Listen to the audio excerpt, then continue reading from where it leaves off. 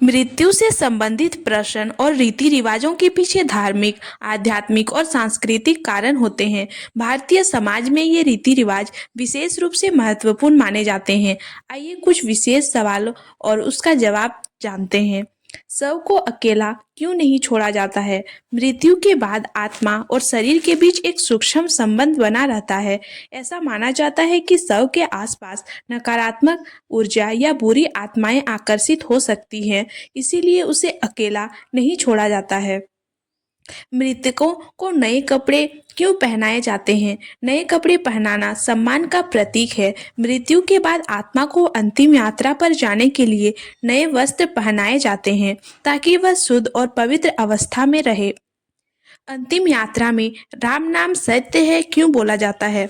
राम नाम सत्य का अर्थ है कि सत्य ही जीवन का अंतिम सत्य है। राम भगवान को सत्य और धर्म का प्रतीक माना गया है और यह वाक्य जीवन की क्षण भंगुरता का प्रतीक है। अंतिम यात्रा में मखाने और सिक्के क्यों फेंके जाते हैं? मखाने और सिक्के फेंकने का उद्देश्य यह होता है कि यात्रा के दौरान किसी प्रकार की बाधा या नकारात्मक ऊर्जा का प्रभाव ना पड़े। यह भी माना जाता है कि इससे मार्ग की शुद्धि होती है। शव यात्रा के आगे मटकी लेकर क्यों चलते हैं?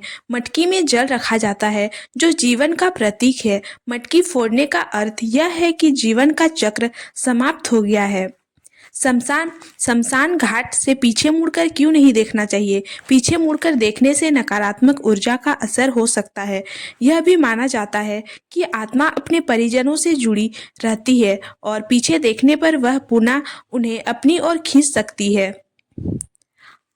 अस्थियां 3 दिन बाद ही क्यों चुनी जाती हैं? मृत्यु के तुरंत बाद शरीर जलाने पर आत्मा का सूक्ष्म शरीर पूरी तरह से मुक्ति नहीं होता। 3 दिनों के बाद यह प्रक्रिया पूरी मानी जाती है, इसीलिए अस्थियों का संचय किया जाता है। महिलाओं का शमशान घाट जाना वर्जित क्यों है? पारंपरिक रूप से महिलाओं को शारीरिक और भावनात्मक रूप से कमजोर माना जाता था और शमशान की नकारात्मक ऊर्जा उनके स्वास्थ्य पर प्रभाव डाल सकती थी। हालांकि यह मान्यता अब समय के साथ बदल रही है। शिशुओं को दफनाया क्यों जाता है? नवजात शिशुओं को निर्दोष माना जाता है और उनकी आत्मा को शुद्ध माना जाता है। उन्हें जलाने के बजाय दफनाने की परंपरा पवित्रता और मातृत्व का प्रतीक मानी जाती है। मृत्यु के बाद घर में पूजा पाठ क्यों नहीं किया जाता? मृत्यु अशोच अशुद्धि की स्थिति मानी जाती है, इसीलिए पवित्र कार्य जैसे पूजा पाठ को कुछ दिनों के लिए रोक दिया जाता है। सोने के बाद आत्मा कहाँ जाती है? गरुड़ पुराण के अनुसार नींद के दौरान आत्मा सूक्ष्म रूप से शरीर में से निकलती है और ब्रह्मांडीय ऊर्जा से जुड़ती है।